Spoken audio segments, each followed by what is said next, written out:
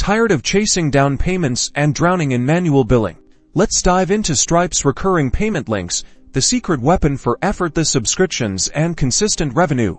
First, log into your Stripe account. On the left-hand side, find and click on Payment Links. This is where the magic happens. Now, hit that Create Payment Link button. It's usually near the top right corner of your screen. You'll be prompted to select a product or create a new one if you haven't already. Set up your subscription product with its billing interval monthly, yearly, whatever suits your business. This is where you tell Stripe how often you want to bill your customers: monthly, quarterly, annually, and the corresponding price. You can even add a free trial period if you want to entice new subscribers.